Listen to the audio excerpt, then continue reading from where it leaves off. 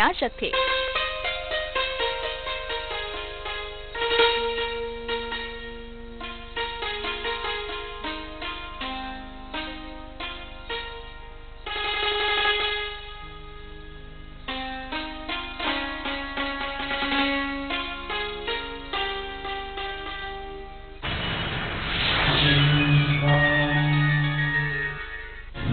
कर्म बेड़ी को काटने वाला अति पावन श्री भक्तामर स्तोत्र, संसार का सार 6 ढाला, आत्मज्ञान की गंगा बहाती 12 भावना, आत्मचिंतन का मार्ग प्रशस्त करता सामायिक पाठ।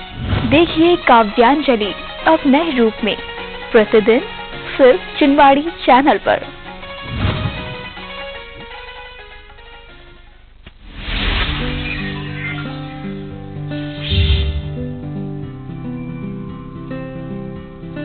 राष्ट्रीय राजधानी दिल्ली से 144 किलोमीटर की दूरी पर राष्ट्रीय राजमार्ग 24 पर मुरादाबाद शहर में 140 एकड़ के विशाल परिक्षेत्र में फैली तीर्थंकर महावीर यूनिवर्सिटी, जिसे TMU के नाम से भी जाना जाता है। तीर्थंकर महावीर यूनिवर्सिटी विद्या ग्रहण करने का वो मंदिर है जिसके विशाल परिसर में देश विदेश के 14,000 से अधिक विद्यार्थी अपने भविष्य का निर्माण कर रहे हैं, जिनको 950 से अधिक फैकल्टीज के द्वारा विभिन्न क्षेत्रों जैसे medical, dental, nursing, paramedical sciences, physiotherapy, pharmacy, management, computing sciences and IT, engineering, agriculture sciences, education, physical education, law and legal studies, journalism and mass communication, fine arts, architecture, polytechnic, hospital administration, Jain studies, research doctorate में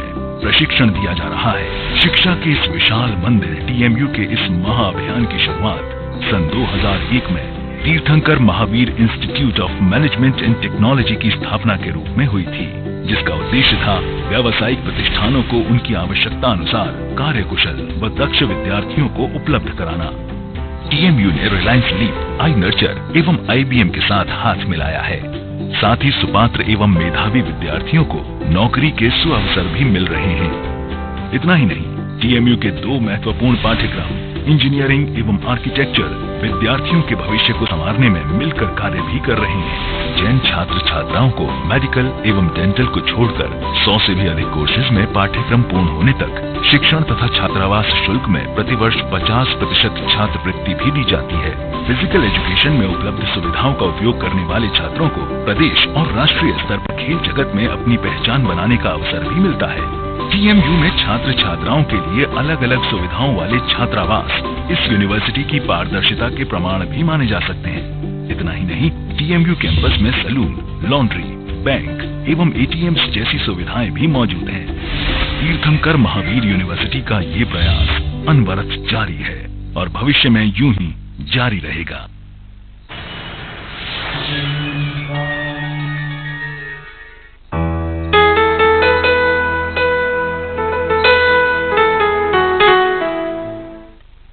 हिंदू साहित्य में श्रवण कुमार का उल्लेख मिलता है और श्रवण कुमार के विषय में यूं कहा जाता है कि उनके माता पिता अंधे थे और पारिवारिक समस्याएं भी, आर्थिक तंगी थी, गरीब हालत थी और उस वक्त उनके माता पिता की इच्छा हो गई तीर्थाटन की।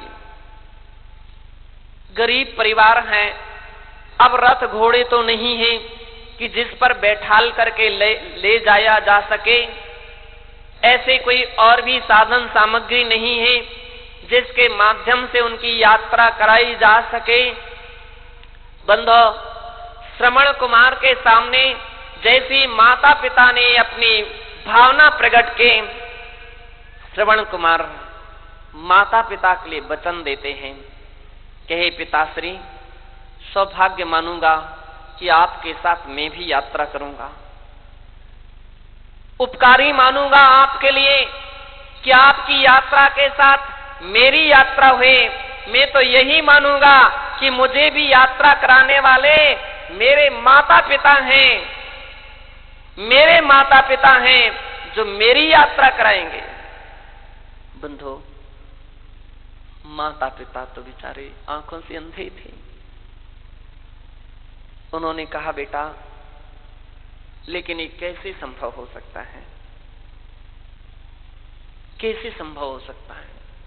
इतनी इतनी तीर्थ हैं और उन सारी यात्राएं कैसे कर पाएंगे? कितने वर्ष लगेंगे, कितना समय लगेगा, और फिर तो आखिर में हम आंखों से अंधे हैं, ज्यादा गति भी नहीं बन सकेगी, हम चल भी नहीं सकेंगे। श्रवण कुमार कहता है, इसकी चिंता आप मत कीजिए, ये सारी चिंता मुझे छोड़ दीजिए। श्रवण कुमार कहता है, कांवड़ की एक ओर में आप मम्मी के लिए मां के लिए रखूंगा और दूसरी ओर अपने पिताश्री के लिए रखूंगा, और सौभाग्य से भजन गीत गाते हुए हम यात्रा करेंगे। मां बोलती है, बेटा अकेले एक का ही वजन इतना होता है तो दो का वजन तू कैसे ले सकेगा? और श्रवण कुमार कहते हैं कि मां, जब तूने 9 माह मुझे गर्भ में पाला था और इस वजन के लिए लेकर के 9 माह तक मेरे वजन को धोया था, क्या मैं इतना नहीं कर सकता हूं? अवश्य ही मैं आपके लिए यात्रा कांवर में लेकर के करूंगा। और बंधो, एक वह श्रवण कुमार थे, एक वो श्रवण कुमार थे कि अपने कंधे पर अपने माता पिता को बैठाल करके बंधो यात्रा कराए थे या यात्रा करने के लिए निकले थे। और आज के भी बेटे हैं जो अपना नाम श्रवण कुमार जरूर रख लेते हैं,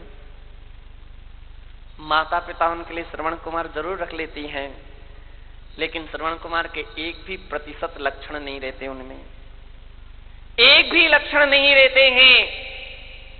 यात्रा करना बहुत दूर की बात है, मंदिर के दर्शन कराने के लिए भी वो तैयार नहीं हो पाते हैं, गुरुओं के दर्शन कराने तक के लिए भी तैयार नहीं हो पाते हैं, आहार देने के लिए भी उनके लिए लाने और भेजने तक के लिए तैयार नहीं हो पाते हैं। बंधो, आज की ये संतान है। श्रवण कुमार का पाठ हमारी कुछ नई ऊर्जा को उत्पन्न करता है और सावधान करता है कि ये कथाएं आपको जगाएं, कहीं बेटे को भी जगाएं तो कहीं मां को भी जगाएं। केवल पढ़ाना ही सब कुछ नहीं है, ध्यान रखना, पढ़ाई सब कुछ नहीं है। पढ़ाई से अधिक कीमती है सुसंस्कार की कीमत है। बेटा पढ़ा हो अच्छी बात है, बड़ा हो अच्छी बात है, पर भला भी हो, इस बात का भी ध्यान रखना होगा कि बेटा भला भी हो, बेटा अच्छा भी हो, अच्छे कर्तव्य का पालन करने वाला भी हो। अनुजात पुत्र जो हैं वह अपनी सीमा के लिए कभी नीचे नहीं आने देते हैं, अपने आदर्श के लिए, अपने गौरव के लिए जितना है उससे अधिक नहीं बढ़ पाए तो उसके नीचे भी नहीं आने देते हैं, हर तरह से प्रयत्नशील होते हैं, वे अनुजात कहलाते हैं। तीसरे वे होते हैं जिसे अवजात कहा जाता है, जिसे अवजात कहा जाता है। और अवजात प्रकार के जो बेटे होते हैं, अवजात प्रकार के जो पुत्र होते हैं, बंधो वे तो कुल नाशक होते हैं, कुल विनाशक होते हैं, कुल के कलंकी होते हैं, और जो प्रतिष्ठा है, सम्मान है, उसके लिए धूमिल करने वाले होते हैं। वे हैं अवजात। कुणिक का जन्म हुआ था। श्रेणिक चरित्र में उल्लेख मिलता है कि जब कुणिक का जन्म हुआ तो वह तो मुट्ठी बांधता था और अपने पिता के लिए भौहें चढ़ा चढ़ा करके देखता था, और वे छोटी छोटी सी मुट्ठियां चलाने का प्रयत्न और प्रयास करता था। उसके लक्षणों को देख करके कुछ जो नैमित्तिक लोग रहते हैं, उन्होंने उनके लक्षणों को देख करके महाराजा श्रेणिक से प्रार्थना की थी कि हे महाराजा, पुत्र के अच्छे लक्षण नहीं हैं, पुत्र के शुभ लक्षण नहीं हैं, यह पुत्र तो आपका ही घातक होगा, इसलिए अच्छा है कि इसके विषय में कुछ विचार कर लिया जाए, इसके विषय में कुछ सोच लिया जाए। महाराजा श्रेणिक ने कहा था कि लक्षण अच्छे हों या बुरे हों, पुत्र तो पुत्र ही है। पुत्र कुपुत्र हो सकता है, लेकिन पिता कुपिता नहीं हो सकता है। पुत्र कुपुत्र हो सकता है, पिता कुपिता नहीं हो सकता है। पुत्र कुपुत्र हो सकता है, लेकिन माता कुमाता नहीं हो सकते हैं। इस आदर्श संस्कृति के लिए हम कभी समाप्त नहीं होने देंगे। और बंधो, उन्होंने उस कुणिक का लालन पालन किया था, जिस कुणिक ने कालांतर में क्या किया था, महाराजा श्रेणिक के लिए कैद में डाला था। जिस कुणिक ने अपने माता पिता के लिए कैद में डाल करके रखा था, बंधो, कंस ने अपने माता पिता के लिए, अपने पिताजी के लिए क्या किया था? कैद में डाल करके रखा था। अपन ने कुछ दिन पहले देखा था इस कहानी के लिए कि कंस ने अपने पिता के लिए कैद में तैयार, उनको बनाकर बंदी बना करके रखा था। आज के बेटे भली अपना नाम श्री कृष्ण लिखें, लेकिन लक्षणों में तो कई एक ऐसे भी हैं जो कंस से कम नहीं हैं। नाम भली श्रेणिक रखें, लेकिन लक्षण में भी कुणिक से कम नहीं हैं। पूरे के पूरे लक्षण झलकते हैं। ऐसे ऐसे भी बेटे हैं, ऐसे ऐसे भी बेटे हैं बंधो, जो अपने माता पिता के लिए पेट भर भोजन नहीं देते, जो अपने माता पिता की, वृद्ध माता पिता के लिए घर में रहना भी बड़ा तकलीफ महसूस करते हैं। घर का नाम लिखते हैं पितृछाया, घर का नाम लिखते हैं पितृछाया, लेकिन पितृ की छाया भी घर में नहीं पड़ने देते। घर का नाम लिखते हैं मातृछाया, लेकिन माता की छाया भी घर में नहीं पड़ने देते हैं।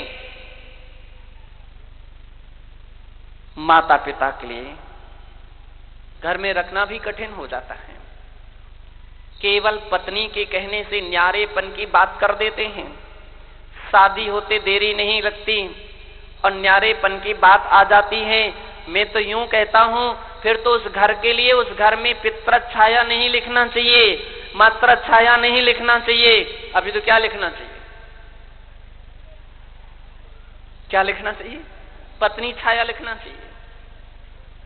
पत्नी के कहने से जो हिस्से बांट की बात कहने लग जाएं, पत्नी के कहने से माता पिता के लिए कहीं वृद्धाश्रम भेजने की बात कहने लग जाएं, वे पुत्र जो हैं, वे पुत्र क्या हैं? वे पुत्र अवजात हैं, और अवजात तो क्या, वे कुलंकर हैं। सारे कुल का अपमान करने वाले हैं, कुल के लिए समाप्त करने वाले हैं। ऐसे वे पुत्र हैं। चौथे प्रकार के भेदों में एक बार की एक बात थी। विशाल श्री माता जी बार बार इशारा करती, हो कहानी सुना दीजिए।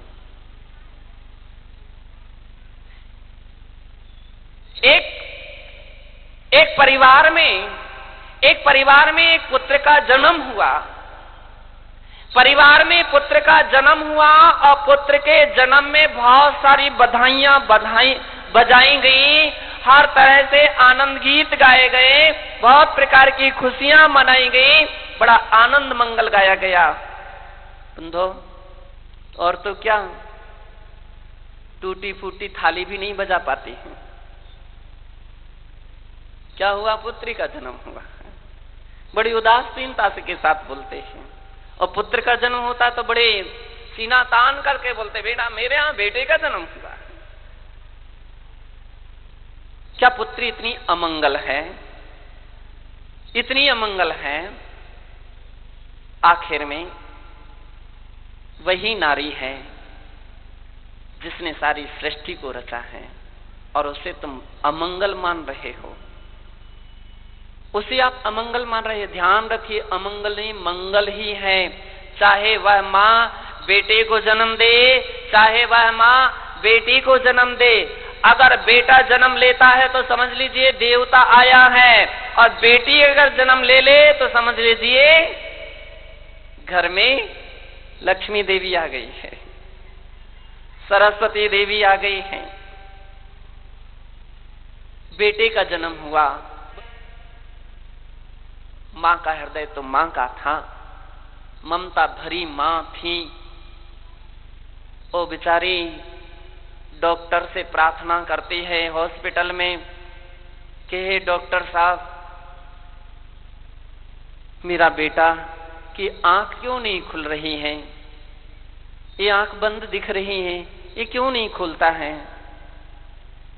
डॉक्टर साहब हंसने लगे, मां ये भी कोई बात पूछने की है, ये तो तू स्वयं देख सकती है, जान सकती है।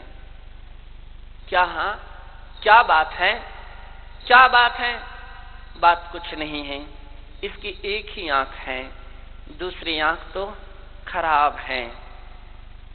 जैसी शब्द सुनती है उसके लिए तो बहुत आघात होता है। आंख खराब है? हाँ मां, आंख खराब है। डॉक्टर साहब क्या ये ठीक नहीं हो सकती हैं? डॉक्टर साहब ने कहा ठीक तो हो सकते हैं, लेकिन दूसरे की आंख की आवश्यकता पड़ेगी, किसी दूसरी आंख की आवश्यकता पड़ेगी। दूसरी आंख की आवश्यकता तो किसकी आंख लग सकती है? डॉक्टर ने कहा तुम्हारी आंख लग सकती है। डॉक्टर ने कहा मां तुम्हारी आंख लग सकती है। मां भोली भाली थी, सीधी सादी थी। उसने कहा ठीक है डॉक्टर साहब, यदि मेरी आंख लग सकती है तो मेरी आंख निकाल करके मेरे बेटे को लगा दे। अब तो मेरा जीवन वैसी ही आखिरी जिंदगी है, सब कुछ जिंदगी जी ली है, अब कितने दिन का जीवन है, मैं तो एक आंख से जी लूंगी, लेकिन मेरा बेटा जो है वो एक आंख वाला ना रहे। बंधो, उसका ऑपरेशन होता है और मां की आंख जो है वो बेटे के लिए लगा दी जाती है। मां की आंख बेटे के लिए लगा दी जाती है, और इतनी अच्छी तरह से वह सफल ऑपरेशन होता है कि उस बेटे को दिखने लगता है, बेटे को दिखने लगता है। समय व्यतीत होता है, बच्चा धीरे धीरे बड़ा होने लगा, और जब वो स्कूल में नाम लिखाने के लायक हो गया तो मां बड़ी खुश थी कि मैं भी अपने बेटे को पढ़ाऊंगी, मेरा बेटा भी कुछ पढ़ा लिखा होगा तो अपने कदमों पर खड़ा हो जाएगा, मेरे जैसी जिंदगी नहीं जिएगा। मां के बहुत सारे सपने थे। बंधो, और मां अपने बेटे को लेकर के स्कूल पहुंचती हैं और स्कूल में अपने बेटे का नाम लिखा देती हैं। दाखिला हो जाता है बेटे का स्कूल में। रोज रोज मां उस बेटे को स्कूल भेजने भी जाती है और उस बच्चे को लेने भी जाती है। रोज रोज भेजने जाती हैं, रोज रोज लेने जाती हैं। धीरे धीरे समय व्यतीत हुआ, बच्चा और बड़ा होने लगा, और स्कूल के बच्चे उसके लिए बार बार चिढ़ाते कि तेरी मां कहानी है, तेरी माँ कानी है, वो कानी का बेटा है, तू कानी का बेटा है। वो बेटे के लिए बड़ा खराब लगता। अब इतना तो समझ नहीं थी उसके लिए, इतनी कुछ भी समझ नहीं थी कि वास्तविक स्थिति क्या है। एक दिन बेटे ने आकर के माँ से कहा, माँ आप हमारे साथ स्कूल मत जाया कर, मैं तो चला जाऊंगा, तू लेने भी नहीं जाया कर, मैं तो अपने आप आ जाऊंगा। माँ ने कहा, बेटा रास्ता में तू अभी छोटा है, कहीं टकरा जाए, कहीं गिर जाए, कहीं भूल जाए, इसलिए अभी तू छोटा है, तू बड़ा हो जा, फिर मैं नहीं जाऊंगी। नहीं नहीं नहीं माँ, कुछ भी हो, अगर आप जाएंगे तो मैं भी स्कूल जाना बंद कर दूंगा, मैं स्कूल नहीं जाऊंगा। क्यों? माँ, मेरे जितने सहपाठी हैं सभी बोलते हैं कहानी कहानी इसकी माँ, कहानी इसकी माँ, कहानी कहानी का बेटा है। मुझे बड़ा बुरा लगता है, बड़ा खराब लगता है। माँ बेटे के सिर पर हाथ रखती है और कहती है, ठीक बेटा, मैं नहीं जाऊंगी, तुझे भेजने नहीं जाऊंगी, लेने भी नहीं आऊंगी, चल तू इतने पड़ोसी के बच्चों के साथ आ जाया कर और चला जाया कर। बंधो, कुछ दिन और व्यतीत हुए। पिता की मृत्यु तो छोटी ही सी उम्र में ही उस बच्चे के पिता की मृत्यु हो गई थी।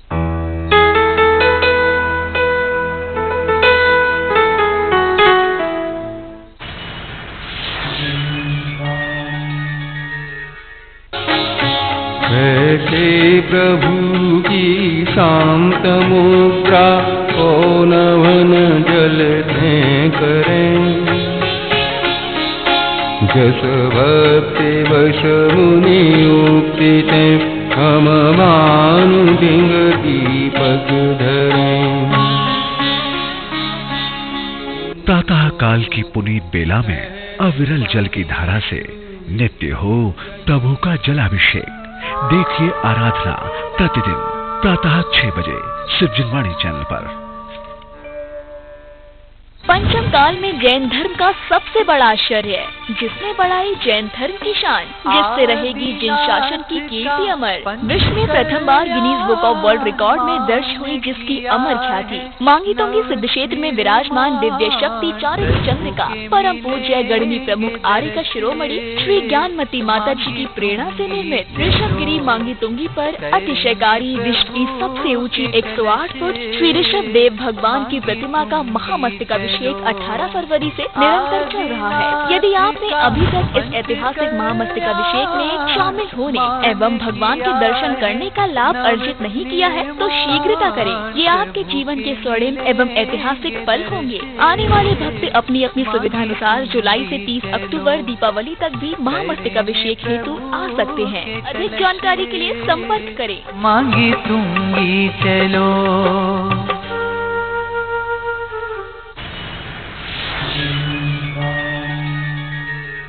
आचार्य श्री विवेक सागर जी महाराज के मंगल प्रवचन को आप तक पहुंचाने वाले गुरु चरणानुरागी हैं संयोजक आचार्य श्री विवेक सागर जी संस्कार ट्रस्ट मुंबई।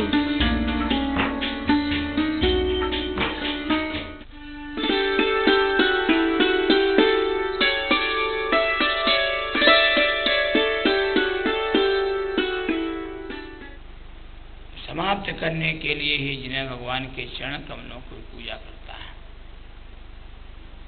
नैवेद्य के पश्चात नंबर आता है किसका? दीप का। जब आपकी भूख मिट जाएगी तो भूख के मिट जाने पर व्याकुलता चित्त से समाप्त हो जाएगी, और जब व्याकुलता चित्त से समाप्त हो जाएगी तो व्यक्ति का भक्ति में जो चित्त स्थिर नहीं हो पा रहा था, वह भक्ति में अपने चित्त को स्थिर कर लेगा। इसलिए अब आगे दीप की पूजन के द्वारा और भक्त को क्या प्राप्त होता है, इस बात को कहते हैं। दीवे हिम दिव्या से सजीव दवाई तच्चित सब भावो, सब भाव जड़िय केवल परिवर्तन होई नरो।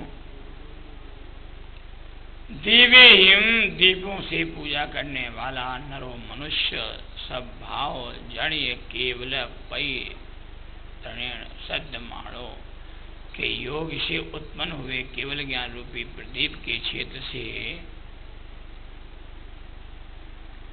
अशेष संपूर्ण जीव दब्बाई तच्छ सब भावों, जीवादि तत्वों के सद्भाव को प्रकाशित करने वाला होता है। जो जय भगवान की दीपकों से पूजा करता है उसके संपूर्ण सद्भाव योग, सद्भाव योग जानते हो, संपूर्ण प्रकार के वैभव सकुशलता, कभी किसी वस्तु का उसके अभाव हो गई। कई बार लोग कहते हैं ना कि मेरे पास पैसा नहीं होता लेकिन मैं किसी काम की सोच लेता हूं तो मेरा काम अपने आप हो जाता है। तो वही अब आचार्य भगवंत कह रहे हैं कि जिन्हें भगवान की दीपक से पूजा करते हैं और दीपक से पूजन करने वाले के केवल ज्ञान रूपी तेज का प्रभाव तो जीव को दिखाई देता है। और जो द्रव्यादि, जो दीप द्रव्यादि तत्व हैं, उन तत्वों के रहस्य को प्रकाशित करने वाला केवल ज्ञानी ही मात्र होता है। केवल ज्ञानी मात्र क्या होता है? सभी पदार्थों का चिंतन और अस्तित्व प्राप्त करने वाला, उनके अस्तित्व को जानने वाला। इसलिए कि केवल ज्ञानी को तीनों लोकों की, तीनों कालों की सारी बातें चराचर ज्ञात होती हैं। उन को वह चराचर जानता है, इसलिए केवल भगवान को हर चीज, हर वस्तु स्वरूप का ज्ञान हमेशा रहता है। और दीपक तो क्या है? घी का दीपक भी जलता है, कपूर का दीपक भी जलता है, तेल का दीपक भी जलता है। ये सारे दीपक प्रज्वलित तो हो जाते हैं, लेकिन सारे दीपकों का फल भी अलग अलग होता है। अगर कोई व्यक्ति स्वर्ण का दीपक लेके खड़ा हो, कोई मिट्टी का दीपक लेके खड़ा हो, तो सोने वाले के भाव अलग होंगे और मिट्टी के दीपक वाले के भाव अलग होंगे। और दोनों के जब भाव अलग अलग होंगे तो दोनों की क्रियाएं भी अपने आप अलग अलग हो जाया करती हैं। दीपक, कपूर, घी, तेल आदि से प्रज्वलित होने वाला दीपक मंद मंद वायु के साथ मंद मंद प्रकाश को देता है। जब वर्तमान में भूतकाल का दीपक जलेगा तो वह मंद मंद प्रकाश ही तो देगा, नया उजाला देगा नहीं। इसलिए मनुष्य जिन मंदिर में शुभ भावों के द्वारा दीपक को चढ़ाता, दीपक का दान कर दीपक से आरती उतारे, यह स्वर्ग में दीप्यमान शरीर का धारक देव होता है। जब ये मर करके जो है, क्योंकि स्वर्गों में तक जाकर के वह संयम को अंगीकार करता है। संयम को धारण करने के कारण से उन भव्य जीवों के अंदर जो जिन भगवान की पूजन अर्चना कर रहा है, सूर्य के समान वह तेजस्वी और चंद्रमा के समान जल धारा धोने वाला मिल जाता है। इसलिए दीपक भव्य जीव रत्न, घी, कर्पूर आदि के जो दीपक हैं, जिन्हें भगवान के चरण कमलों की आरती करता है और उसके उत्तम फलों को कहा जाता है कि दीपक की कांति इतनी निर्मल होती, इतनी शीतल होती है, इतनी निर्मल, इतनी शीतल होती है कि उसकी वह निर्मलता, उसकी वह शीतलता भव्य जीवों को आनंदित करने वाली होती है। और जब वह भव्य जीवों को आनंद करने वाली होती है तो वह दीप एक अखंड दीप का रूप धारण कर लेता है। इसलिए मनुष्य जिन मंदिर में शुभ भावों के द्वारा जाता है और दीपक दान करके, दीपक के द्वारा जो भगवान की आरती आदि करके वहां स्वर्ग में दीप्यमान शरीर को धारण करता है। पद्म पुराण में ऐसा लिखा है कि दीपक के द्वारा जो भगवान की आरती पूजा भक्ति करता है वह स्वर्ग में दीप्यमान शरीर, क्योंकि जैसे यहाँ दीपक अभी चमकता है वैसे वहां पर वह मनुष्य का शरीर भी दीपक की भांति चमकेगा, और दीपक की भांति चमका करके वह भव्य जीव अत्यंत निर्मल रूप परिणामों को धारण करता है। इसलिए जो भव्य जीव रत्न, घी, कपूर, दीपक आदि के द्वारा जन भगवान के चरण कमलों की पूजा भक्ति करता है, उसे कभी भी दृढ़ता की प्राप्ति नहीं होती है, वह कभी भी पीछे मुड़ करके देख नहीं पाता है। इसलिए जो भव्य जीव रत्न, दीपक जिन्हें भगवान की दाहिनी ओर रखना चाहिए। दीपक को कहाँ रखना चाहिए? आरती करने के बाद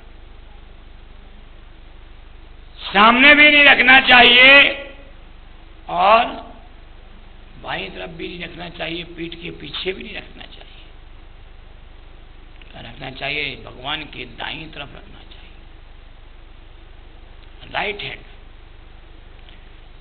हैंड दाहिनी तरफ भगवान की वह दीपक जब रखते हैं तो जो है यह भगवान की कांति और आभा मंडल अत्यंत वृद्धि को प्राप्त होता है। कहा जाता है कि भव्य जीवों को यदि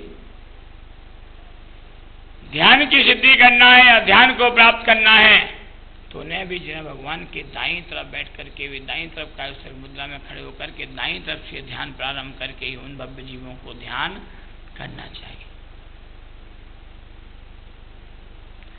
इसलिए जब भव्य जीव जो है दाईं तरफ बैठ करके जिनेंद्र देव के ध्यान आदि करते हैं तो उनके ध्यान में अनेक प्रकार के अमूल्य गुणों की प्राप्ति होती है और ध्यान की सिद्धि होती है। कि जीवन मोह रूपी अज्ञान अंधकार के कारण से अनादिकाल से संसार रूपी समुद्र में भटक रहा है, और उस मोह रूपी अंधकार को दूर करने के लिए ही जिन्हें भगवान के चरण कमलों में दीपक आदि के द्वारा पूजन अर्चना करने से प्रयोजन होता है। इसलिए जो जिन्हें भगवान के श्री चरणों में उस दीपक को केवल मोह रूपी अंधकार को नष्ट करने के लिए समर्पित करता है तो वह वास्तविकता में अपने जीवन के लिए अनुकरणीय होता है। तो इस प्रकार से दीप के द्वारा जिन्हें भगवान की पूजा अर्चना भक्ति हुई, अब जो है धूप और फल के द्वारा जिन्हें भगवान की भक्ति कैसे करते हैं। धूमेण शिशिर धवल कीर्ति धवलिय जय तो पुरुषो जाय फले ही संपद परे परमाणे परे परम निब्बाण सौख्य फलो। धूमेण धूप से पूजा करने वाला, पुरुषो पुरुष, शिशिर यवर धवल कीर्ति चंद्रमा के समान धवल कीर्ति से धवलीय जय तो रत्नात्रय को धारण करने वाला तथा फले ही फलों से पूजा करने वाला, संपत्ति परम निर्वाण सुख फलो परम निर्वाण रूपी सुखरूप फल को पाने वाला होता है। देखिए जिन्हें भगवान की पूजा में कितना महान फल मिलता है, कितने महान फल को भोगने वाला यह जीव होता है कि उसे कहीं ना कहीं इस बात का ज्ञान होना चाहिए कि जिन्हें भगवान की पूजा एक एक द्रव्य से करने पर इतना फल प्राप्त होता है और अनेक प्रकार के अवरवादों से भी वह बच जाता है, तो निश्चित उस जीवन उसके जीवन के लिए अनुकरणीय कार्य होता है। अब धूप का नंबर आया, धूप और फल का नंबर। आचार्य भगवान कहते धूप से पूजा करने वाला मनुष्य चंद्रमा के समान धवल कीर्ति को जगत रहे वो धवल करने वाला कैसा है। धूप से पूजा करने वाले को क्या मिलता है? चंद्रमा के समान वैभव। धवल कीर्ति चंद्रमा कैसा होता है? लाल होता है, पीला होता है? चंद्रमा लाल होता है, पीला होता है? अपने लिए तो वह सफेद ही दिखता है। इसी प्रकार से जब हम जो भगवान की चरण कमलों की पूजा करते हैं तो हमें जो है भगवान के चरण कमलों में खड़ा तो होना है, पर राइट साइड, लेफ्ट साइड कहाँ खड़ा होना है? Left side, right side. Right side खड़ा, दाहिने हाथ की तरफ खड़े होना है। और जब दाहिने हाथ की तरफ खड़े होकर के उस धवल जगत रहे तीनों लोगों के जानने वाले के देख समान फूलों से अर्चना करता है तो वह परम निर्वाण सुख की प्राप्ति करता है। जो धूप से जन भगवान की पूजा करता है वह जो निर्वाण मोक्ष है, मोक्ष फल की प्राप्ति करता है, क्योंकि जिसमें बहुत सारी धुआं निकल रहा है। ऐसा शिलाजीत अगुरु चंदन आदि सुगंध द्रव्यों से बनी हुई धूप जो जय भगवान के चरण कमलों में समर्पित करता है, उसके जिनेन्द्र देव के चरण कमलों के द्वारा दूषित पूजित वह तीनों लोकों में उत्तम पद को प्राप्त करता है। इसलिए भव्य जीवों को अनंत उज्ज्वल रस से भरपूर अनेक प्रकार के पके हुए फलों को, अनेक प्रकार के उत्तमोत्तम फलों के द्वारा जिन्हें भगवान की जो पूजा करता है वह अपने हृदयानुकूल उत्तम फलों को प्राप्त करता है। देखिए आचार्य भगवान कितना महान उपदेश लिखते हैं। अपन ने कभी शास्त्रों का अध्ययन नहीं किया, शास्त्रों का स्वाध्याय नहीं करते हैं, तो आचार्यों की इतनी अमृतमयी वाणी कि जिस वाणी में रहस्य कूट कूट करके भरा हुआ है, उन रहस्यों से विस्मित हो जाते हैं।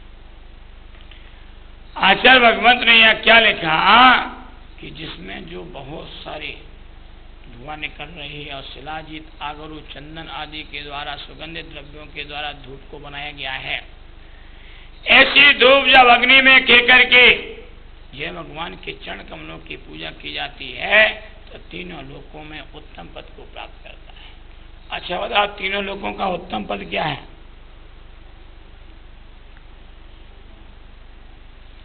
तीनों लोकों में उत्तम पद क्या है बताओ? सबने तीनों लोकों में सबसे उत्तम पद कौन सा है? चलो बहुत सारे साधुओं के सामने प्रवचन सुने होंगे, शास्त्र का स्वाध्याय भी किया होगा, सब कुछ किया। अरे भाई तीनों लोकों में सबसे उत्तम पद तीर्थंकर का पद माना गया है। एक दिन चर्चा की थी अपन ने कि तीर्थंकर नाम कर्म के समान संसार में कोई दूसरा अन्य पुण्य नहीं है। संसार में तीर्थंकर नाम कर्म के अलावा कोई संसार में दूसरा अन्य पुण्य नहीं है। इतना महा, इतना प्रबल पुण्य का उदय। तो जब जो भगवान का इतना महान पुण्य है और सबसे बड़ा पाप किसमें है बताओ? रात्रि भोजन में। रात्रि भोजन को सबसे बड़ा पाप माना है, क्योंकि आपको पद्म पुराण का कोई कथानक याद होगा जब लक्ष्मण ने गुणमाला से कहा था कि मैं 12 वर्ष में लौट करके तुम्हारे पास तुम्हें लेने के लिए आऊंगा, तो गुणमाला ने कहा कि यदि तुम 12 वर्ष में नहीं आए तो लक्ष्मण ने कसम खाने में एक ही शब्द कहा था कि मुझे वही पाप लगे, मुझे वही पाप लगे जो रात्रि भोजन करने वाले को लगता है। इसलिए सबसे बड़ा पाप कहाँ है? रात्रि भोजन में। और सबसे विशाल, सबसे महान पुण्य कहाँ है? तीर्थंकर नाम कर्म में। इन दोनों अवस्था में सबसे अधिक पुण्य और सबसे अधिक पाप है। इसलिए असंख्य भव्य जीवों के द्वारा उत्तम उज्ज्वल रस को प्राप्त करने वाले जो फल हैं वह जिन्हें भगवान के उन फलों के द्वारा जिन्हें भगवान के चरण कमलों को जो पूजता है वह अपने हृदय में, अपने हृदय के अनुकूल उत्तम द्रव्य को प्राप्त करता है। जिन्हें भगवान के चरणों में धूप खिता हुआ उसका सौभाग्य मिलता है, उसमें वह कुछ भी भ्रांति मत कर, क्योंकि उसने तो स्वर का बंद कर लिया। जो जिन्हें भगवान के चरण कमलों में नित्य प्रतिदिन धूप को खेता है, धूप को खेने वाला व्यक्ति है, वह धूप को खेने वाला व्यक्ति अपने परम सौभाग्य के द्वारा बिना किसी भ्रांति के, बिना किसी विभ्रम के बस श्रद्धान पूर्वक उस धूप को खींचता है तो वह स्वर्ग के सुख का, स्वर्ग की आयु का तो बंद कर ही लेता है। अधोगति की आयु कर्म से बच जाता है, इसलिए उसे वह कार्य करता है। स्वर्ग तो उसे सहज प्राप्त हो जाता है। स्वर्ग किसे सहजता में प्राप्त होता है? जो धूप कहने वाला है और निर्मल परिणाम सामान्य रूप से रखता है, उन भव्य जीवों के लिए क्या होता है? स्वर्ग तो सहजता से प्राप्त हो जाता है। अष्ट कर्मों को नष्ट करने के लिए धूप से और मुक्ति फल की प्राप्ति के लिए फलों से जिन्हें भगवान की अर्चना करना चाहिए। कोई भव्य जीव यदि मुक्ति को प्राप्त करना चाहता है तो उससे जिन्हें भगवान की जो पूजन है उस पूजन में अपने नैवेद्य दीप को चढ़ा करके, धूप को चढ़ा करके उसे जिन्हें भगवान की पूजन अर्चना करना चाहिए। उसी के द्वारा वह शाश्वत सुख को प्राप्त कर सकता है। भगवान महावीर स्वामी की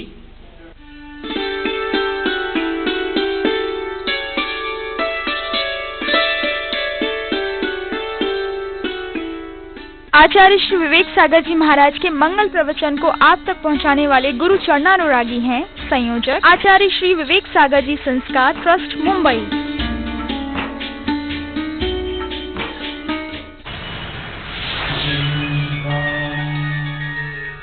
पंचम काल में जैन धर्म का सबसे बड़ा आश्चर्य जिसने बढ़ाई जैन धर्म की शान, जिससे रहेगी जिन शासन की कीर्ति अमर। विश्व में प्रथम बार Guinness book of world record में दर्ज हुई जिसकी अमर ख्याति। मांगी तुंगी सिद्ध क्षेत्र में विराजमान दिव्य शक्ति चारित्र चंद्रिका परम पूज्य गढ़नी प्रमुख आर्य का शिरोमणि श्री ज्ञानमती माता जी की प्रेरणा से निर्मित ऋषभगिरी मांगी तुंगी पर अतिशयकारी विश्व की सबसे ऊंची 108 फुट श्री ऋषभ देव भगवान की प्रतिमा का महामस्तकाभिषेक 18 फरवरी से निरंतर चल रहा है। यदि आपने अभी तक इस ऐतिहासिक महामस्तकाभिषेक में शामिल होने एवं भगवान के दर्शन करने का लाभ अर्जित नहीं किया है तो शीघ्रता करें। ये आपके जीवन के स्वर्णिम एवं ऐतिहासिक पल होंगे। आने वाले भक्त अपनी अपनी सुविधानुसार जुलाई से 30 अक्टूबर दीपावली तक भी महामस्तकाभिषेक हेतु आ सकते हैं। अधिक जानकारी के लिए संपर्क करें। मांगी तुंगी चलो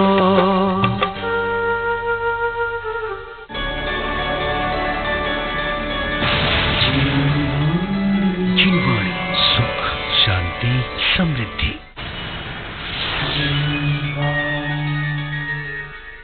श्रीलक्ष्मी 105 ध्यान सागर जी महाराज की मंगलवाणी आगमधारा के पुण्यार्चक हैं। आगमधारा परिवार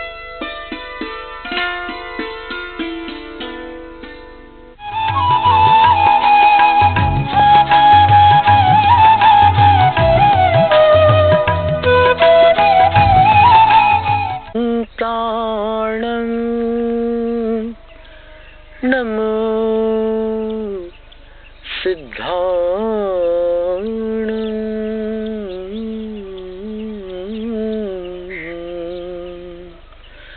नमो आर्याणं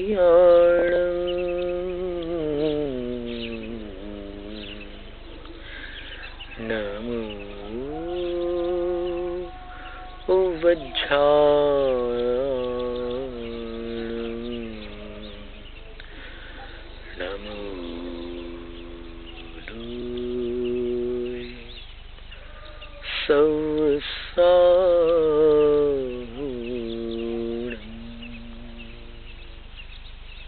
जिन शब्द को लेकर के विचार चल रहा था,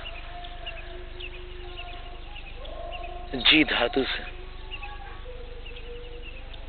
प्रत्यय प्रक्रिया द्वारा इस शब्द की व्युत्पत्ति होती है और जिन इस शब्द का निर्माण होता है। और जैसी बात लोक में प्रसिद्ध है कि शिवो देवो यस्य स शैव, शिव जिनके आराध्य हैं वे शैव है। विष्णुर्देवो यस्य स वैष्णव, विष्णु जिनके देव हैं आराध्य हैं वे वैष्णव हैं। बुद्धो देवो यस्य स बौद्ध, बुद्ध जिनके आराध्य देव हैं वो बौद्ध। और जिनो देवो यस्य स जैन, और जैन जिनके आराध्य देव हैं वो जैन है। ये एक साधारण शब्द व्युत्पत्ति है। बाकी आचार विचार की अपेक्षा से विचार करो तो फिर और बारीकियां उसमें जुड़ जाती हैं। तो जिन शब्द को लेकर बात चलती है कि जिन, जी जये, ये धातु है। अंग्रेजी में धातु को रूट बोलते हैं। तो शब्द निर्माण की प्रक्रिया में धातु में प्रत्यय जोड़े जाते हैं, कई बार उपसर्ग भी जुड़ते हैं और फिर शब्द रचना होती है। कहने का तात्पर्य हुआ कि जिन का अर्थ होता है जीतने वाले। जीतने वाले, वाले शब्द का अर्थ भविष्य काल में भी संकेत करता है और वाले शब्द का अर्थ भविष्य में न लिया जाए तो फिर उदाहरण के लिए कहते हैं कि वो बगीचा वाले हैं। अब बगीचा वाले का मतलब जिनके पास बगीचा है। जीतने वाले का मतलब एक अर्थ तो सीधा सीधा स्पष्ट है कि जो भविष्य में जीतने वाला है तो उसको जीतने वाला बोलते हैं, बहुवचन में जीतने वाले बोलते हैं। लेकिन दूसरा अर्थ ये भी हो सकता है कि जो जीतते रहता है उसको भी जीतने वाले बोलते हैं। तो जिन शब्द का अर्थ होता है विजयी, विजेता, जीतने वाला। किसको जीतने वाला? तो उसका समाधान दिया कि जिसको नहीं जीता था अभी तक, ऐसे अंतरंग विकारों को, अंतरंग शत्रुओं को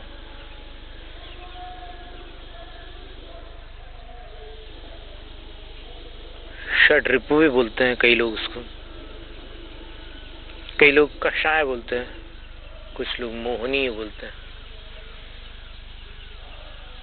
कुछ लोग कर्म भी बोलते हैं, कुछ लोग घाती कर्म बोलते हैं। उसी की विवेचना में आगे जाकर के कर्म तो बहुत प्रकार के हैं, तो कौन से कर्म? तो बोले घाती कर्म। तो उन पर विजय प्राप्त करने वाले कर्म विजेता को जिन कहते हैं। अब वो विजय कभी कभी कुछ अंशों में होती है, कभी कभी पूर्ण होती है। तो सबको जिन कह सकते हैं क्या? जिन्होंने कुछ अंशों में कर्मों पर, मोह पर, कषायों पर, इंद्रियों पर विजय प्राप्त की है, क्या उनको जिन कह सकते हैं? तो फिर उसका समाधान देते हैं पूर्वाचार्य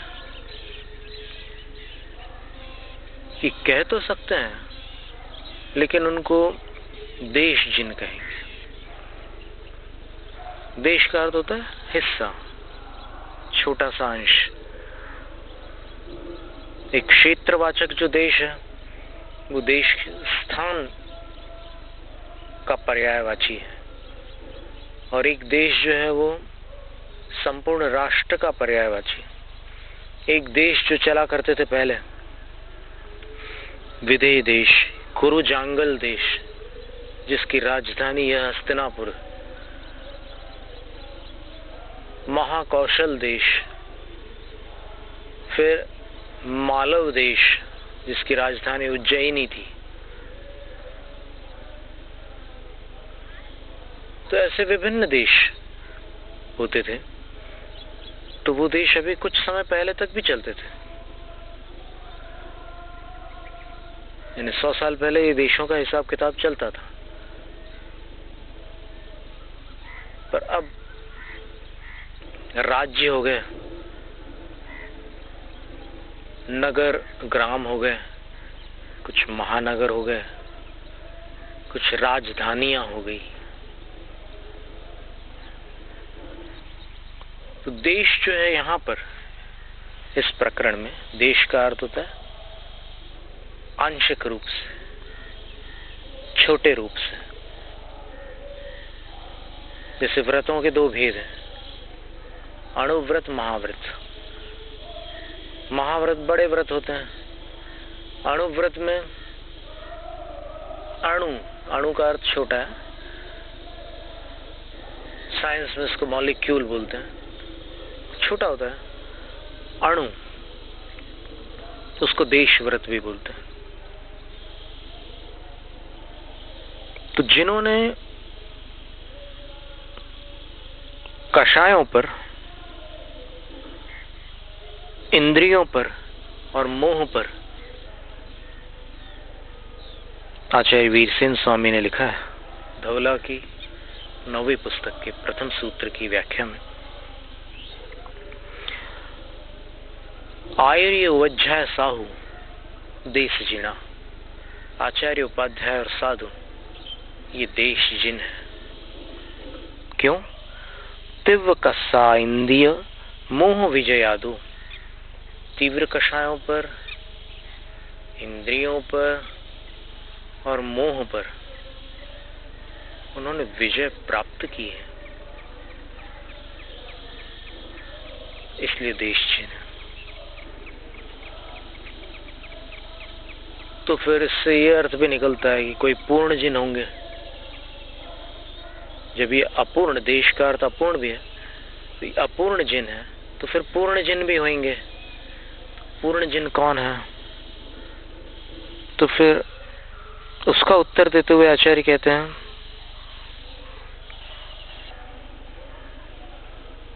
खव्य घण घाई कम्मा सयल जिणा, क्षपित कर डाला है घनघाती कर्मों को जिन्होंने, वे सकल जिन हुए। ये विजेताओं की बात है, विजय की बात है, और इस विजय में जो रुचिवंत हैं उनके लिए ये बात रोचक हो सकती है। बाकी जो पहली बार सुन रहे होंगे और जिनको इसके बारे में कोई अता पता नहीं है, उनको लग रहा होगा कि सब क्या चर्चा चल रही है, अपने तो दिमाग के ऊपर से बाउंसर जारी है। लेकिन ध्यान से सुनने पर और समझने पर बात स्पष्ट हो जाती है।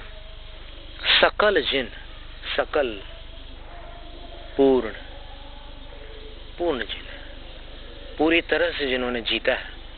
किसको जीता है? खव्य घण घाई कम्मा, घन घाती कर्म। घन घाती माने ये ज्ञान पर आवरण डालने वाला एक कर्म है, जिसके कारण अक्सर कईयों को तो ये पता नहीं रहता कि पीछे क्या चल रहा है, और कुछ अभ्यास करने के बाद, कुछ ट्रेनिंग के बाद कुछ अंदाज लगता है कि पीछे ऐसा ऐसा वातावरण होगा। और फिर जैसे अभी बच्चों को एक टेक्निक सिखाते हैं, मिड ब्रेन एक्टिवेशन, तो मध्य मस्तिष्क को वो जब सक्रिय करते हैं तो फिर आंख बंद करके भी कुछ चीजें पढ़ लेते हैं, रंग बता देते हैं, नंबर्स भी बता देते हैं, और आकृति को देखकर, पट्टी लगी हुई आंख में, फिर भी आकृति के माध्यम से वो बता देते हैं कि आकृति किसकी है। तो ये सब ज्ञानावरण की वजह से अपना ज्ञान अटक रहा है, और कुछ कुछ तो खुला रहता ही है ज्ञान, कभी पूरी तरह तो अटकता नहीं है। पागल भी कुछ तो जानता ही है।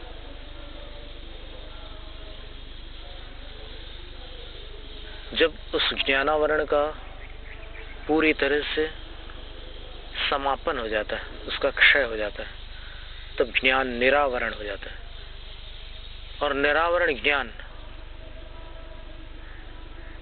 किसी भी चीज को जानने से रोका नहीं जा सकता।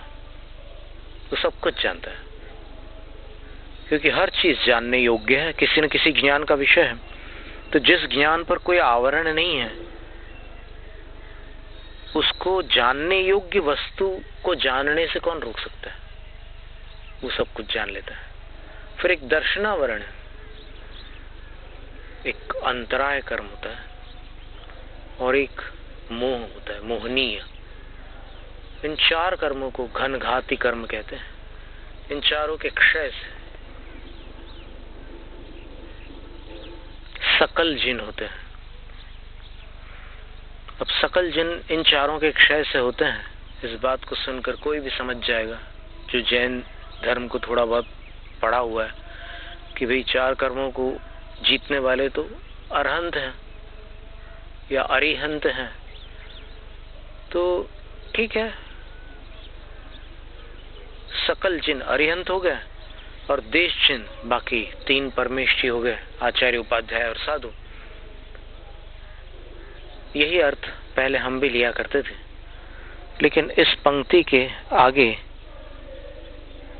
आचार्य वीरसेन स्वामी ने लिखा है केते, वे कौन है? घनघाती कर्म पर विजय प्राप्त करने वाले कौन है? तो फिर वहां पर आचार्य कहते हैं अरहंत सिद्धा। अरहंत और सिद्ध दोनों है। तो इसको पढ़ करके हमें एक नई जानकारी प्राप्त हुई, क्योंकि पहले तो हम सोचा करते थे कि घाती कर्म पर विजय प्राप्त करने वाले अरहंत सकल जिन हैं, पर हमने ये कल्पना नहीं की थी कि सकल जिन और एक कदम आगे बढ़ करके भी सकल जिन ही रहेंगे। सिद्ध हो गए इसका अर्थ ये नहीं है कि वो जिन मिट गए। तो तब ये स्पष्ट हुआ जब इसको पढ़ा कि केते, वे कौन है जिन, सकल जिन। तो बोले अरहंत सिद्ध, अरहंत और सिद्ध दोनों ही जिन है। तो इस सूत्र की व्याख्या को समझने के बाद ये बात स्पष्ट हो गई। नमो जिणाणम सूत्र है। गौतम गणधर समवसरण के आचार्य परमेष्ठी गणधर कहलाते हैं। वो नमस्कार कर रहे हैं पांचों परमेष्ठियों को नमो जिणाणम कह करके। उसी का खुलासा आचार्य वीरसेन स्वामी ने किया है कि जिन दो प्रकार के होते हैं, देश जिन, सकल जिन। देश जिन रत्नत्रय को धारण करने वाले आचार्य, उपाध्याय और साधु। पर कैसे आचार्य, उपाध्याय और साधु? तो उसका आगे विवरण करते हुए आचार्यों ने लिखा, आचार्य महाराज लिखते हैं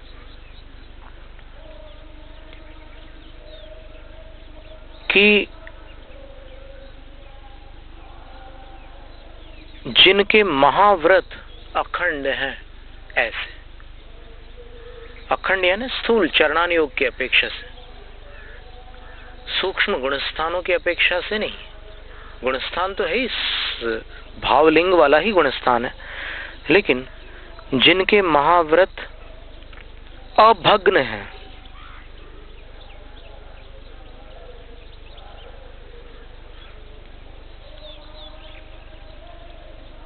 तो बोले कि जिनके महाव्रत भग्न हो जाते हैं, यानी भंग हो जाते हैं, वे जिन क्यों नहीं रह जाते? साधु तो ही वो। तो आचार्य कहते हैं नच तेसिम जिणत्तमत्थे भग्ग महवेसु जिणत्ताण्डुवत्विदु। उनके पास जिनत्व नहीं रह जाता, क्योंकि खंडित महाव्रत वालों के पास जिन पना बन नहीं सकता। उनकी विजय पराजय में बदल जाती है। इसलिए महाव्रतों का अखंडित होना जिनत्व के लिए अपेक्षित है। गुणस्थान के साथ साथ महाव्रतों का अखंड होना भी आवश्यक है।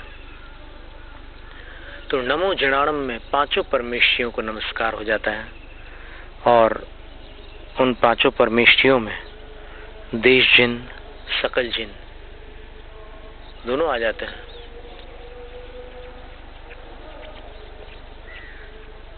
सकल जिन में अरहंत सिद्ध आते हैं, देश जिन में आचार्य, उपाध्याय और साधु आते हैं।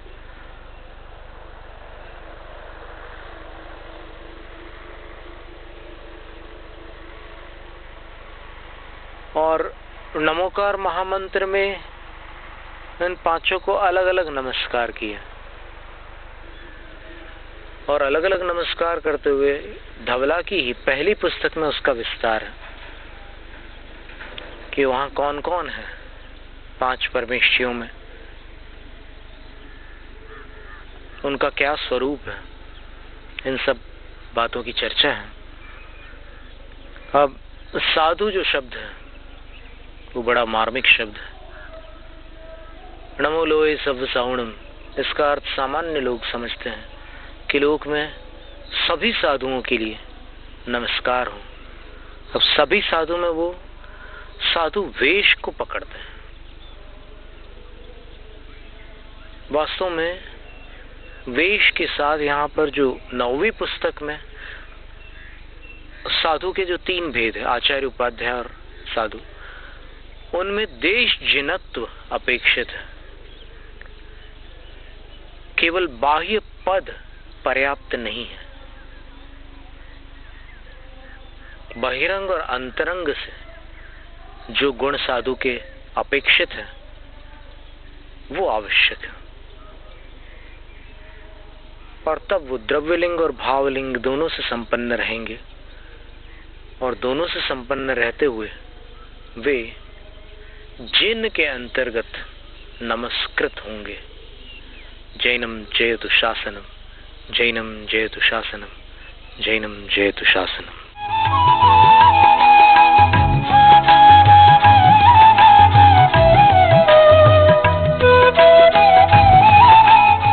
शुलक्ष 105 जहां सागर जी महाराज की मंगलवाणी आगमधारा के पुण्यार्जक थे आगमधारा परिवार।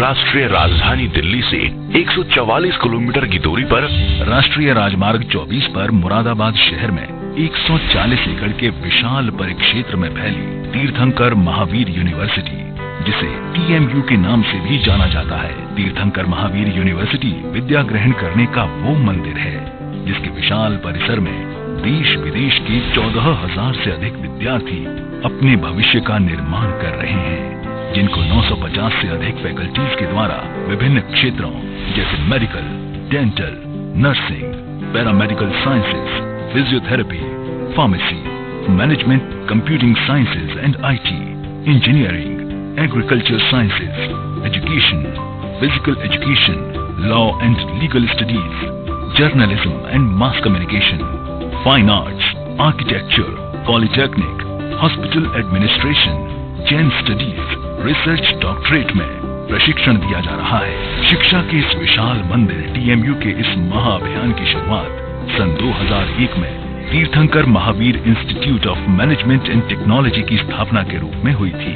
जिसका उद्देश्य था व्यावसायिक प्रतिष्ठानों को उनकी आवश्यकता अनुसार कार्यकुशल व दक्ष विद्यार्थियों को उपलब्ध कराना। TMU ने रिलायंस लीप, आई नर्चर एवं IBM के साथ हाथ मिलाया है। साथ ही सुपात्र एवं मेधावी विद्यार्थियों को नौकरी के सुअवसर भी मिल रहे हैं। इतना ही नहीं, TMU के 2 महत्वपूर्ण पाठ्यक्रम इंजीनियरिंग एवं आर्किटेक्चर विद्यार्थियों के भविष्य को संवारने में मिलकर कार्य भी कर रहे हैं। जैन छात्र छात्राओं को मेडिकल एवं डेंटल को छोड़कर 100 से भी अधिक कोर्सेज में पाठ्यक्रम पूर्ण होने तक शिक्षण तथा छात्रावास शुल्क में प्रतिवर्ष 50% छात्रवृत्ति भी दी जाती है। फिजिकल एजुकेशन में उपलब्ध सुविधाओं का उपयोग करने वाले छात्रों को प्रदेश और राष्ट्रीय स्तर पर खेल जगत में अपनी पहचान बनाने का अवसर भी मिलता है। TMU में छात्र छात्राओं के लिए अलग अलग सुविधाओं वाले छात्रावास इस यूनिवर्सिटी की पारदर्शिता के प्रमाण भी माने जा सकते हैं। इतना ही नहीं, TMU कैंपस में सलून, लॉन्ड्री, बैंक एवं ATMs जैसी सुविधाएं भी मौजूद हैं। तीर्थंकर महावीर यूनिवर्सिटी का ये प्रयास अनवरत जारी है और भविष्य में यूं ही जारी रहेगा।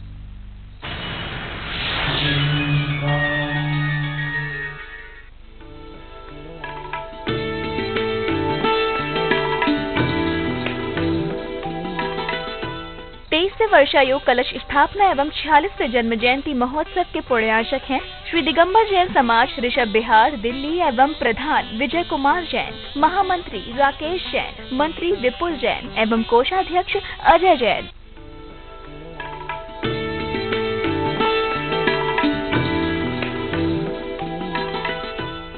जय हिंद दर्शकों, मैं हूं रश्मि और आज के हमारे विशेष कार्यक्रम में आप सभी का स्वागत है। दर्शकों, भारत भूमि प्रारंभ से ही देवों की भूमि रही है।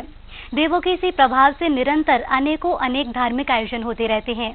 इसी श्रृंखला में धर्म प्रभावना के उद्देश्य से राष्ट्र ऋषि सिंह रथ प्रवर्तक त्रिलोक तीर्थ प्रणेता परम पूज्य पट्टाचार्य श्री 108 विद्या भूषण सन्मति सागर जी महाराज की सुयोग्य शिष्या परम पूजनीय गणनी आरिका श्री दृष्टिभूषण माताजी के सानिध्य में दिल्ली स्थित ऋषभ विहार के श्री दिगंबर जैन मंदिर में चातुर्मास कलश स्थापना का भव्य आयोजन किया गया।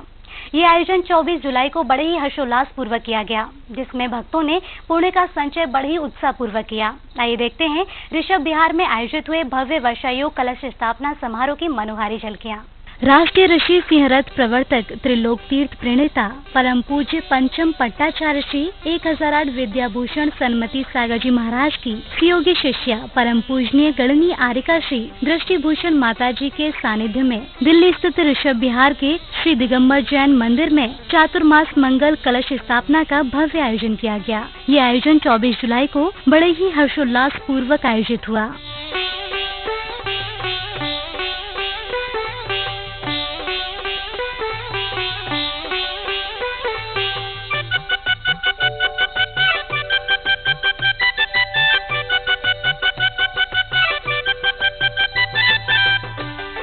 कार्यक्रम का शुभारंभ प्रातःकाल की बेला में प्रभु का नित्य में अभिषेक, शांति धारा पूजन आदि मांगलिक क्रियाओं के साथ किया गया।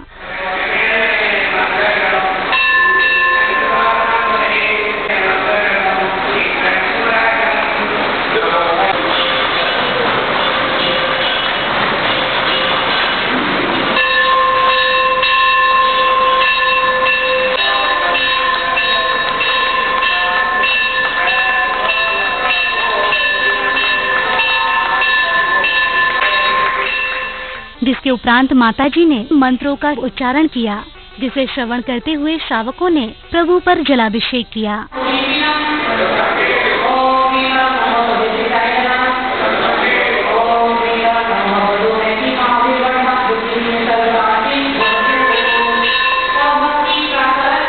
जिसके उपरांत सभी भक्तों ने प्रभु के समक्ष शुभ मंत्रों के साथ अर्घ्य समर्पित कर पुण्य का लाभ अर्जित किया।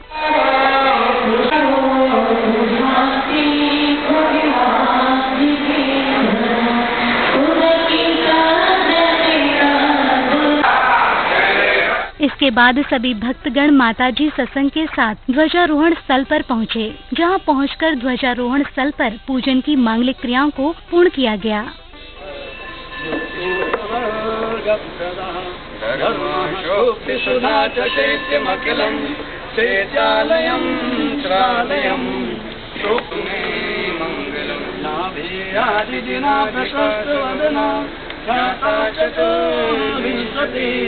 श्रीमंतो भरतेश्वर प्रभतयो चक्रिणो विष्णु प्रतिविष्णुनांगलधरा सप्तोत्तर प्रतिपाषष्टि पुरुषः भवन्तु ते। तदुपरांत ही श्रावक द्वारा ध्वजारोहण कर कार्यक्रम को गति प्रदान की गई।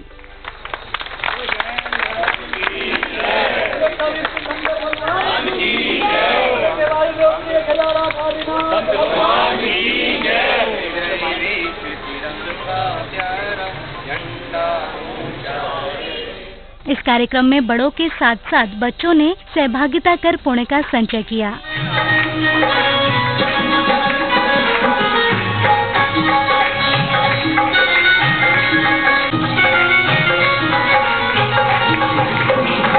चातुर्मास हेतु लाए गए सुंदर कलश अति शोभनीय लग रहे थे।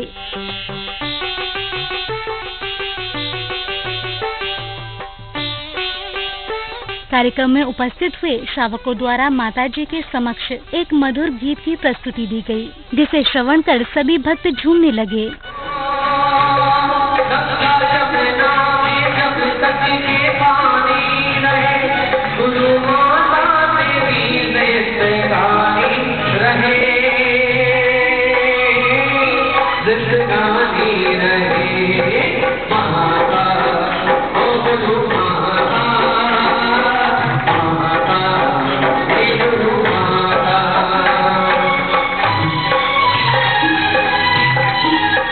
पंडित जी द्वारा मंगलाचरण की विधियों को पूर्ण किया गया, जिसके बाद स्वागत सम्मान किया गया।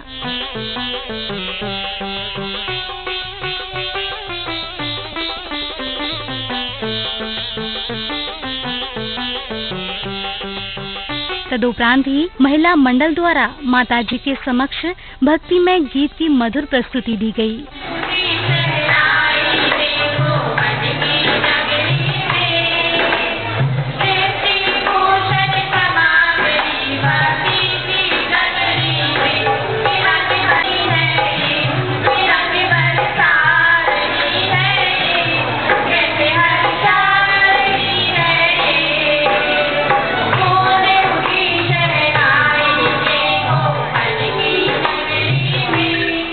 दर्शकों, आप देख रहे हैं दिल्ली स्थित ऋषभ विहार के श्री दिगंबर जैन मंदिर में मनाए गए राष्ट्रीय ऋषि सिंहरथ प्रवर्तक त्रिलोक तीर्थ प्रणेता परम पूज्य पंचम पट्टाचार्य श्री 108 विद्याभूषण सन्मति सागर जी महाराज की सुयोग्य शिष्या परम पूजनीय गणनी आरिका श्री दृष्टिभूषण माताजी के चातुर्मास मंगल कलश स्थापना समारोह की परम पावन झलकियां।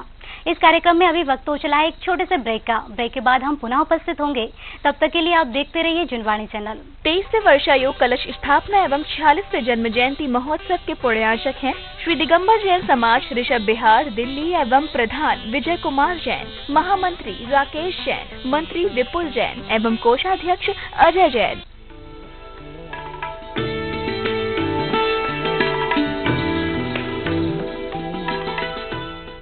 बुंदेलखंड के पावन तीर्थ क्षेत्र नैमीगिरी नैमीनगर बंडा की पावन धरा पर आचार्य श्री दयासागर जी महाराज की असीम प्रेरणा व सानिध्य में 1 से 6 फरवरी 2017 के मध्य आयोजित होने जा रहा है पंचकल्याणक प्रतिष्ठा एवं 30 रथ महोत्सव का भव्य आयोजन एवं 7 से 17 फरवरी 2017 के मध्य संपन्न होगा महामस्तकाभिषेक, जहां उत्तर भारत की गगनचुंबी बाहुबली की प्रतिमा एवं रत्नमयी 3024 की 720 प्रतिमाओं की होगी प्राण प्रतिष्ठा। महोत्सव हेतु स्वर्ण रथ करेगा संपूर्ण भारत में भ्रमण, जिसमें आप सहयोग राशि प्रदान कर पुण्य लाभ प्राप्त कर सकते हैं।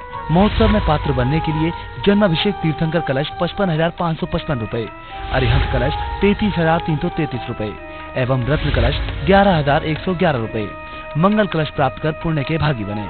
कार्यक्रम स्थल तीर्थ क्षेत्र नैमीगिरी नैमीनगर बंडा बेलई सागर मध्य प्रदेश।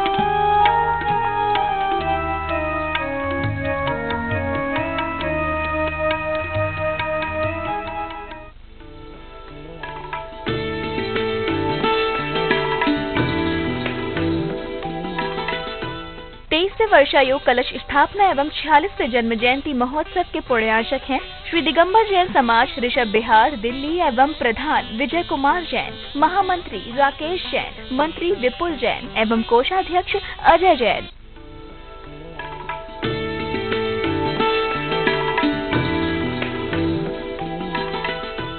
एक बार पुनः आप सभी का स्वागत है जिनवाणी चैनल के विशेष कार्यक्रम चातुर्मास मंगल कलश स्थापना समारोह में। आप देख रहे हैं दिल्ली स्थित ऋषभ विहार के श्री दिगंबर जैन मंदिर में मनाए गए राष्ट्रीय ऋषि सिंहरथ प्रवर्तक त्रिलोक तीर्थ प्रणेता परम पूज्य पंचम पट्टाचार्य श्री 108 विद्याभूषण सन्मति सागर जी महाराज की सुयोग्य शिष्या परम पूजनीय गणनी आरिका श्री दृष्टिभूषण माताजी के चातुर्मास मंगल कलश स्थापना समारोह की परम पावन झलकियां। और आइए अब देखते हैं इस कार्यक्रम के आगे के शेष महत्वपूर्ण दृश्य। कलश स्थापना के दौरान आए हुए माननीय अतिथि गणों का स्वागत एवं सम्मान कर कार्यक्रम को गति प्रदान की गई।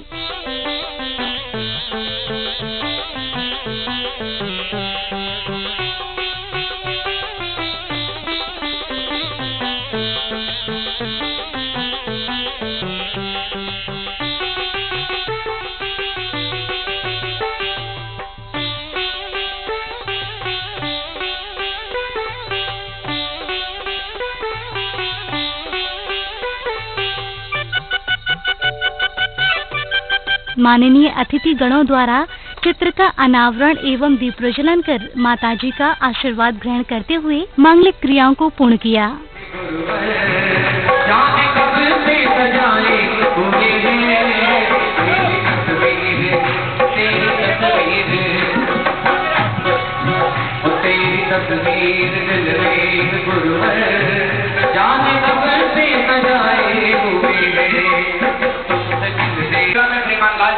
परिवार 69 ऋषभ विहार, दिनेश जैन परिवार 8 ऋषभ विहार, पितरी शांत दर्शन करने आए दर्शन करके जाएंगे, दर्शन करने आए दर्शन करके जाएंगे, गुरुवर के दरबार।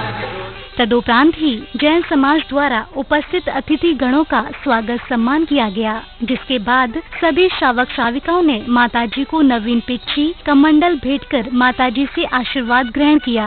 एवं यमुना पार दिगंबर जैन समाज के सभी पदाधिकारीगण, यमुना विहार दिगंबर जैन समाज सभी अपने बैठ जाए।